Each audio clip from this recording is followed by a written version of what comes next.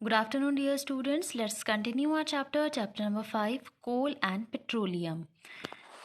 Till now, we have studied about natural resources and destructive distillation of coal. Now, our next topic is petroleum. Basically, what is petroleum? Petroleum is a dark colored, thick, oily liquid.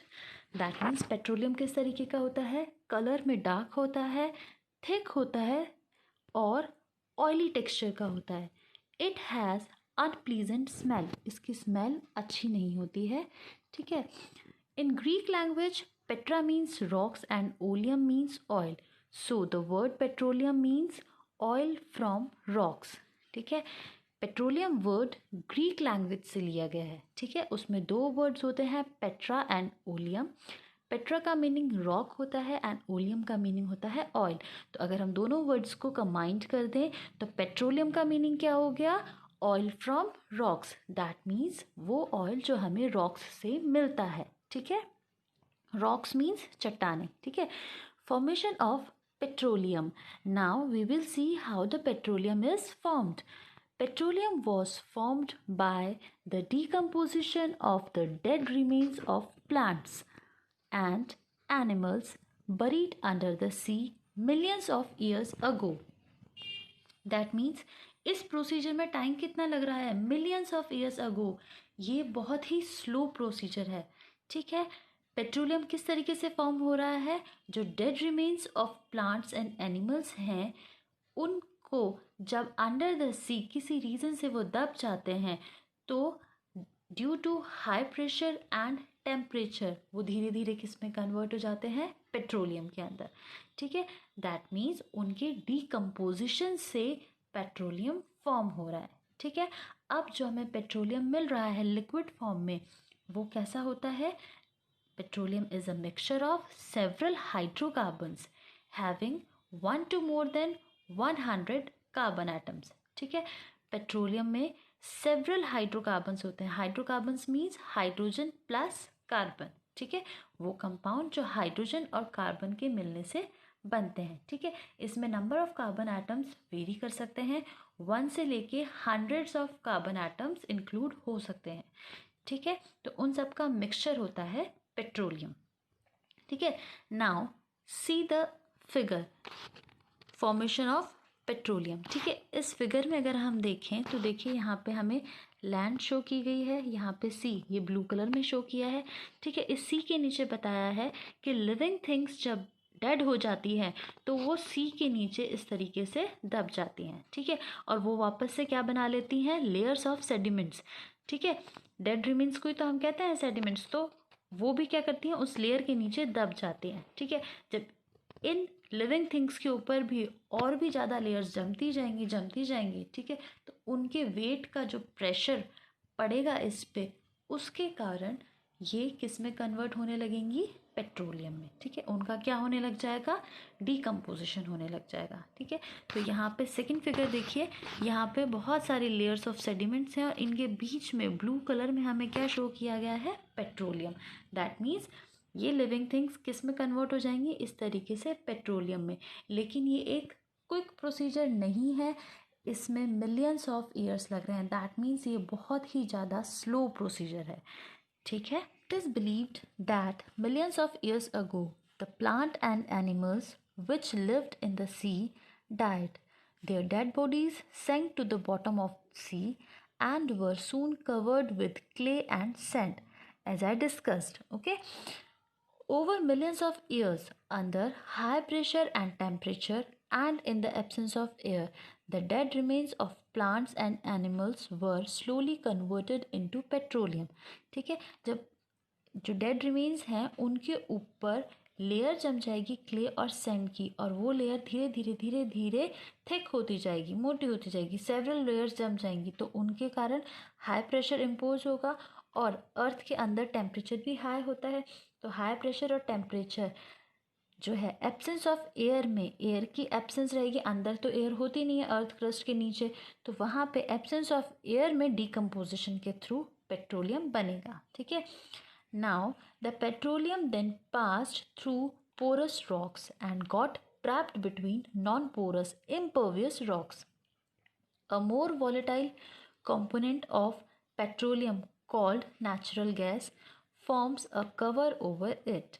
ठीक है, अब जो petroleum होता है ये उन rocks के जो पोर्स होते हैं उनके थ्रू नीचे जाता है. ठीक है, रॉक्स के अंदर पोर होते हैं, वो पोरस होती हैं. ठीक है, और ये तब तक नीचे जाता रहता है जब तक कि उसको कोई नॉन पोरस रॉक्स नहीं मिल जाती हैं. ठीक है, फिर दो नॉन पोरस रॉक्स के बीच में पेट्रोलियम जाके ट्रैप हो जाता है, कलेक्ट हो जाता है ना. अब इसी पेट्रोलियम का एक कंपोनेंट है जिसे हम क्या कहते हैं, नेचुरल गैस. नेम से ही पता लग रहा है कि वो किस फॉर्म में है, गैस फॉर्म में है. दैट मीन्स वो लिक्विड से तो हल्का ही होगा, हल्का होगा तो ऊपर होगा, इसीलिए वो पेट्रोलियम को ऊपर से कवर करके रखता है. ठीक है, now the next topic is how petroleum obtain. Petroleum form तो हो गया, लेकिन अब हम उसको ऑब्टेन कैसे करेंगे. ठीक है, petroleum occurs deep under the surface of the earth between the two layers of impervious rocks. Natural gas occurs above the petroleum trapped under the rocks. The layer containing petroleum and natural gas is found above that of water. Petroleum and natural gas are lighter than water and do not mix with it. ठीक है, that means जो petroleum होता है वो अर्थ में दो impervious rocks के बीच में मिलता है, नॉन पोरस रॉक्स के बीच में मिलता है. ठीक है, और इसके साथ ही हमें क्या मिल रही है, नेचुरल गैस. ठीक है, वो भी कहाँ है, इम्पर्वियस रॉक्स के बीच में है. ठीक है, और उसके नीचे वाटर होता है, ये हमेशा पानी से ऊपर ही मिलता है. ठीक है, जैसे आप बोरिंग वगैरह वेल जो भी हम ऐसे डिग करके अंडरग्राउंड जो वाटर है उसको हम निकालते हैं, तब उस वाटर के मिलने से पहले ही पेट्रोलियम और नेचुरल गैस हमें मिल जाती हैं. क्यों, क्योंकि ये दोनों चीज़ें क्या होती है, लाइटर देन वाटर, तो इसलिए ये पानी की सतह से ऊपर ही मिलेगा. ठीक है, अर्थ के जिस लेवल पे आपको पानी मिल रहा है उससे ऊपर ही पेट्रोलियम मिलेगा और उससे थोड़ा ऊपर हमें नेचुरल गैस मिलेगी. ठीक है, तो ये हमें अर्थ की लेयर्स को डिग करके ही निकालना होता है. ठीक है, you can see in the figure also. यहाँ देखिए, यहाँ पे अर्थ की क्रस्ट ब्राउन कलर में दिखाई हुई है. ठीक है, उसके नीचे रॉक्स हैं, वो तो पोरस हैं, लेकिन उसके नीचे स्मॉल डॉट्स की फॉर्म में इम्पर्वियस रॉक्स भी बताई हैं. ठीक है, और उसके नीचे आपको पेट्रोलियम दिखेगा येलो डॉटेड फॉर्म में.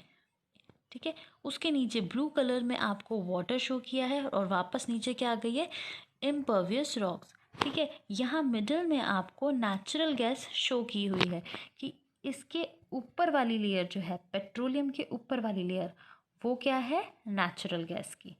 ठीक है, those areas in which petroleum may be present are located by the experts.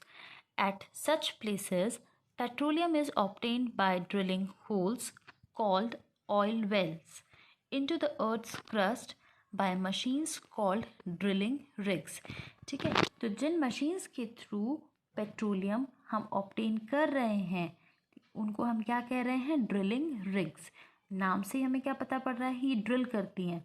ठीक है, तो जो ड्रिलिंग रिग्स होती हैं वो अर्थ की लेयर्स को डिग करते हुए वहाँ पे जाती है जहाँ पे पेट्रोलियम कलेक्टेड है. ठीक है, और उस लोकेशन का पता कौन लगाते हैं, एक्सपर्ट्स. एक्सपर्ट्स बताते हैं कि इस लोकेशन पे पेट्रोलियम होने की पॉसिबिलिटी है, तो जहाँ होती है वहीं पे ड्रिल करके, वहीं पे डिग करके पता लगाया जाता है कि वो प्रेजेंट है या नहीं है. ठीक है, pipes are inserted until they reach the petroleum deposit. Due to high internal pressure of natural gas, crude oil gushes out of the pipe. By using certain pumps, petroleum is pumped out. है ना, अब whole तो कर दिया है, उसको बाहर लाने के लिए ऑब्वियसली हमें पाइप इंसर्ट करने होंगे. तो पेट्रोलियम का जो डिपॉजिट है, उसका जो कलेक्शन है, वहाँ तक हम पाइप को इंसर्ट करते हैं और पाइप्स के थ्रू जो नेचुरल गैस होती है और जो क्रूड ऑयल हम किसको कह रहे हैं, पेट्रोलियम को ही, वो दोनों प्रेशर के साथ बाहर आते हैं क्योंकि इंटरनली प्रेशर ज़्यादा है और बाहर प्रेशर कम होता है. ठीक है, तो प्रेशर के साथ वो चीज़ें बाहर आती हैं, तो उनको बाहर लाने के लिए कुछ पंप्स का भी यूज़ किया जाता है।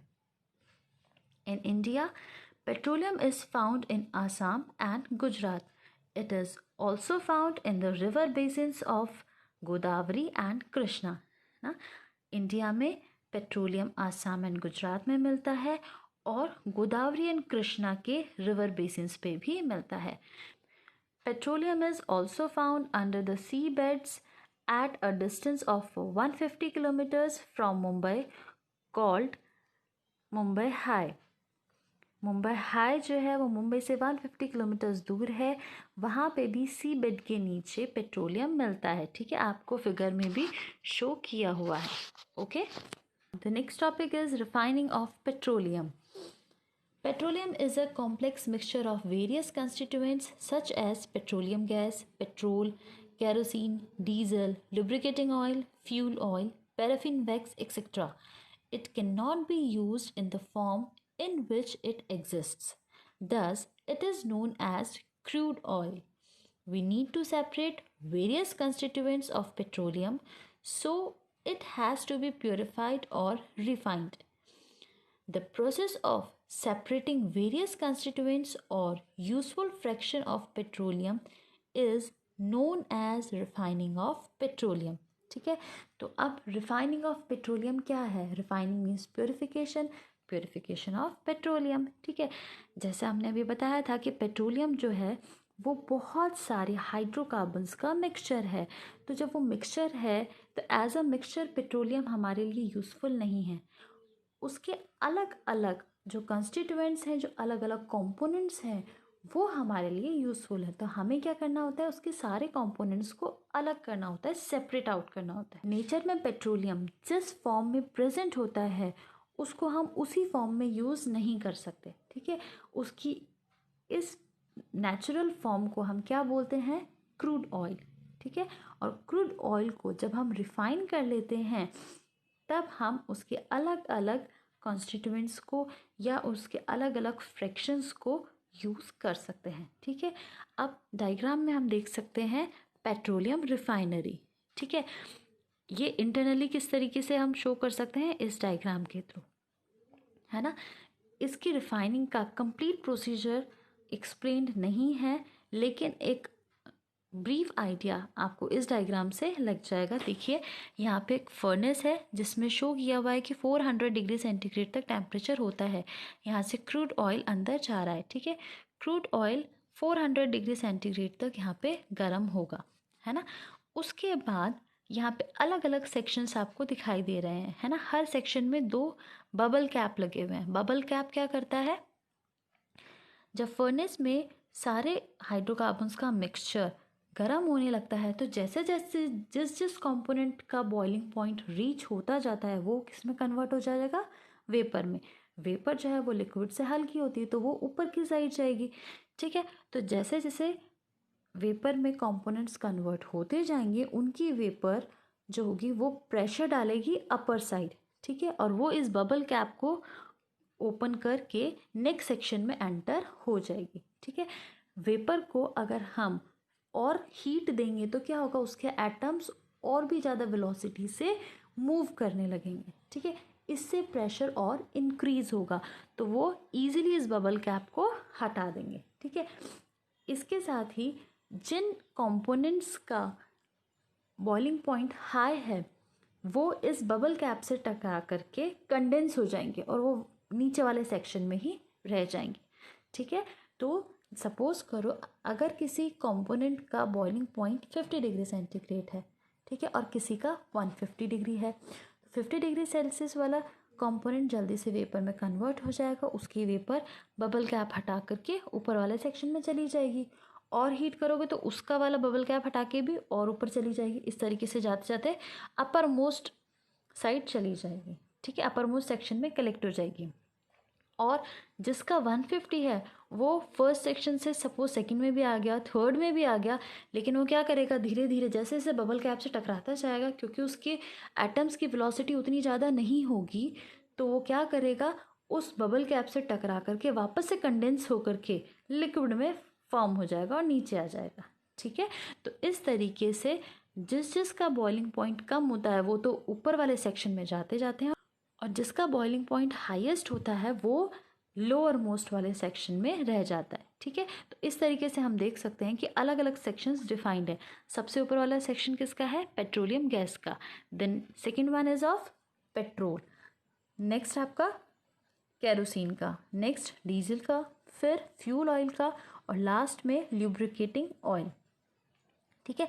तो ये सारी चीज़ें जो है ये अलग अलग सेक्शन में इस तरीके से कंप्लीट हो जाती है ना। इसमें सेक्शन में हमें ये ध्यान रखना है कि नीचे से ऊपर की साइड जाते हुए जो बॉइलिंग पॉइंट है फ्रैक्शंस का वो डिक्रीज हो रहा है, ठीक है। दैट मीन्स उसके एटम्स की वेलोसिटी इंक्रीज हो रही है, तभी तो वो ऊपर जा रहे हैं। अगर उसकी वेलोसिटी कम होती तो वो ऊपर तक तो मूव ही नहीं कर पाते, वो तो नीचे ही रह जाते, ठीक है। नाउ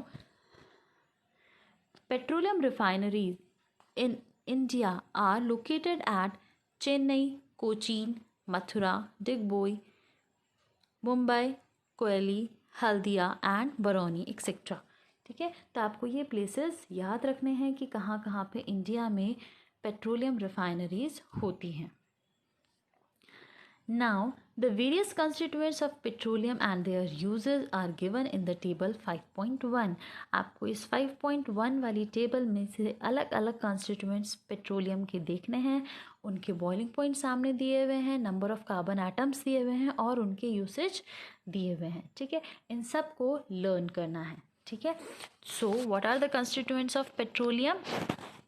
एलपीजी, एलपीजी हमें पता है कहाँ यूज़ में आती है, हमारी किचन में, है ना। सिलेंडर्स में एलपीजी ही तो होता है। LPG means liquid petroleum gas, ठीक है। इसका बॉइलिंग पॉइंट 40 डिग्री सेंटीग्रेड है और इसमें कितने नंबर ऑफ कार्बन एटम्स हैं? 3 to 4, ठीक है। नेक्स्ट वन इज गैसोलीन और पेट्रोल, ये भी हमें अच्छे से पता है क्या होता है, व्हीकल्स में यूज़ होता है, ठीक है। इसका बॉइलिंग पॉइंट है 40 to 170 डिग्री सेंटीग्रेड और इसके अंदर कार्बन एटम्स 5 to 9 वेरी कर सकते हैं, ठीक है। ये कार, स्कूटर्स, मोटरसाइकिल्स इन सब में फ्यूल की तरह यूज़ में आता है, ठीक है। ड्राई क्लीन में एक सॉल्वेंट की तरह यूज़ होता है। And third one is kerosene. Kerosene का बॉइलिंग पॉइंट कितना होगा? 170 से 250 डिग्री सेल्सियस तक, ठीक है। इसमें कार्बन एटम्स होंगे 10 to 12। It is used as a fuel in wick stove to cook food and Petromax lamps for lighting purpose. A special grade of kerosene oil is used as aviation fuel in jet airplane, ठीक है।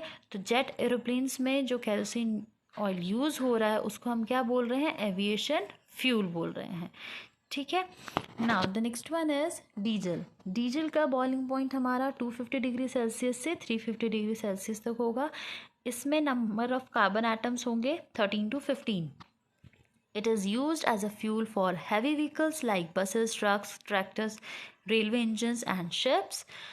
To run water pumps required for irrigation in field and to produce electricity on a small scale, ठीक है। तो diesel का use हमारा कहाँ कहाँ हो रहा है?